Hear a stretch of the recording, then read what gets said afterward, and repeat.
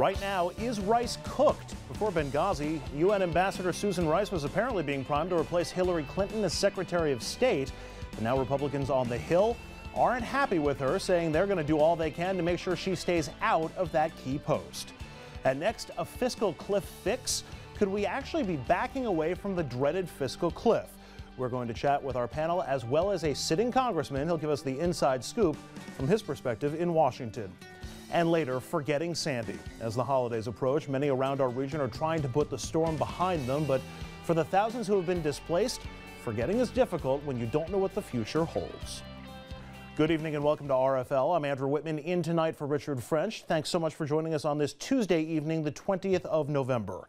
A group of 97 House Republicans say Susan Rice, the U.S.'s ambassador to the UN, misled the nation about the attack on the U.S. consulate in Benghazi. They say that disqualifies her as a candidate for Secretary of State. In a letter to President Obama, those Republicans say Rice would undermine U.S. credibility abroad if selected to succeed Hillary Clinton. Their letter follows a confrontation between President Obama and Senators McCain and Graham, who have promised to do everything they can to block Rice from getting the job. Susan Rice should have known better, and if she didn't know better, she's not qualified. She should have known better. I will do everything in my power to block her from being the United States Secretary of State. She has proven that she either doesn't understand or she is not willing to accept evidence on its face. If Senator McCain and Senator Graham and others want to go after somebody, they should go after me. And I'm happy to have that discussion with them.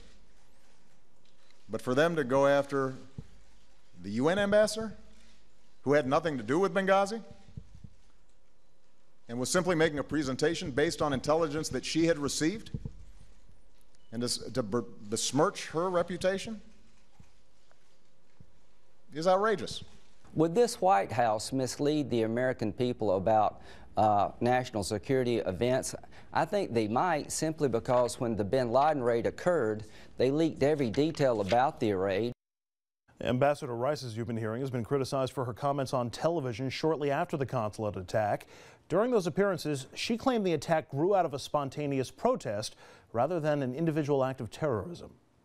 What our assessment is as of the present is in fact what it began spontaneously in Benghazi as a reaction to what had transpired some hours earlier in Cairo, where of course, as you know, there was a violent protest outside of our embassy sparked by this hateful video. In closed-door testimony on Friday, General David Petraeus divulged that he knew from the beginning that the attack was the work of terrorists, not protesters. However, intelligence officials say that Ambassador Rice was operating off the talking points that the CIA distributed to her and to other officials within the administration. Those talking points reportedly left out the CIA's conclusion that terrorists were in fact involved in the attack. So is this really about getting at the truth, or is this just politics? Joining us now to sound off tonight's panel, Congressman Jim Himes, Democrat, just re-elected from Connecticut's 4th District. Welcome, congratulations. Dominic Carter, political journalist and author. Anthony Figliola, Vice President at Empire Government Strategies, and Michael Tobman, a political consultant and principal at Hudson TG. Welcome, all of you. Let me start with the question that we just asked. Is this, and Congressman, I want to start with you, is this about getting to the truth and a security issue in Benghazi, or is this just about politics? It's just about politics. Look, the fact that it's 97 Republicans that signed that letter, the fact that there is not one fact out there that indicates that Ambassador Rice did anything other than report the intelligence as she had it at the time that she had it. There's not anything to indicate that there is any fault on her part. Shows that this is politics. Look, Lindsey Graham has a primary coming up in the state of South Carolina. You know, John McCain is motivated by whatever else he's motivated by. Look, this is, as a member of Congress, we should understand what happened. But the notion that the day after an event of chaos and violence that you're going to have perfect information is a crazy notion to begin with. And again, there's just nothing out there to suggest that Susan Rice did anything other than report the best information she had at the time. Do we believe the administration was trying to mislead the American people? I would agree with the congressman that you can't throw Rice under the bus right now. But I think the real question is what actually did happen. And I don't think that I think the White House made a miscalculation by coming out and talking so forcefully about the video and not really talking instead of stepping back and basically saying, hey, we don't know yet, and not putting her out on 5 television shows on a Sunday morning talk shows to say that it was the video. I think that was a miscalculation, and unfortunately now she's taking the brunt of the White House's mistake. But Michael, is this a miscalculation, or is this something sinister, as is being accused of the White House? Not sinister at all. Riots and embassy attacks are not planned. You don't get advance warning that it's going to happen. It's the information the administration had at the time, and that's what they were putting out to the American people and to the world, because nature abhors a vacuum. If you don't have information and you're not speaking, you get misinformation, you get information of ill intent. This was the responsible thing to do at the time. The Republicans are operating off of a playbook that was just discredited in the presidential election.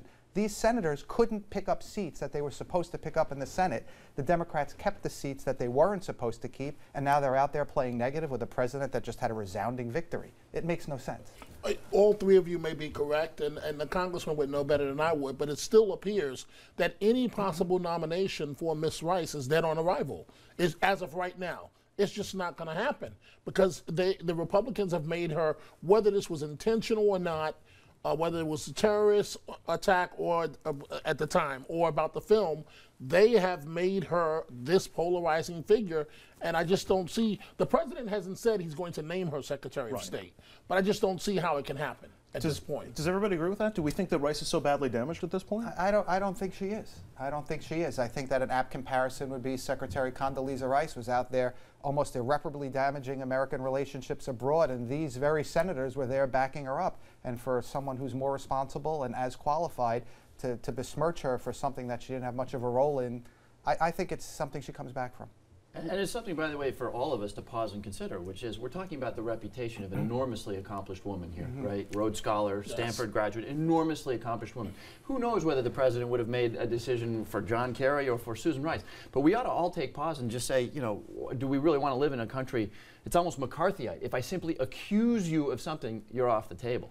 Well, to that point, is there any chance this backfires on the Republicans who are targeting Rice? I mean, you've got the optics of, you know, some older white senators going after a younger black UN ambassador.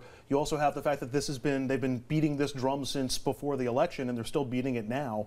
The one thing I would like to say, and I'm glad the congressman brought this up, as far as Susan Rice being a very accomplished woman, not only being a very good friend of the First Family, but it's almost insulting if you listen to what Senator McCain has been saying as far as she doesn't understand.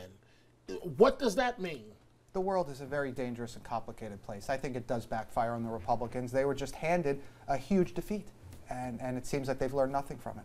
But the issue remains that 4 people died. There are still so many questions on the table that we don't have answers to, and you've got to take to the extent that you can, take the politics out of it. And we have to understand why there was so much miscommunication between the White House and the CIA and the FBI. We need to get these answers, as the congressman was saying. That's absolutely right. And look, I'll be the first to say, even though you've heard my sort of take on the besmirching of Ambassador Rice. No, we need to understand better exactly what happened on the ground. Were there requests for aid that were denied, and also the flow of information? I mean, I think most Americans understand that you're not going to have perfect information the day after a chaotic event, but nonetheless, you know, the point that they come out with some certainty, you know, we should investigate all that stuff, but there should not be political roadkill along the way. I mean, you know, it used to be in this country that you know, that politics stopped at the water's edge, and I for one would love to see a return to more civil discussion on these issues.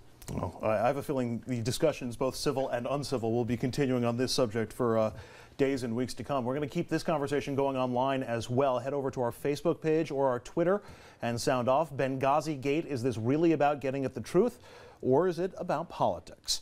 We're going to take a quick break. When we come back, we look at how negotiations on the fiscal cliff are going. Could we actually have a deal, and have a deal before the 11th hour? We're going to get into that and more next.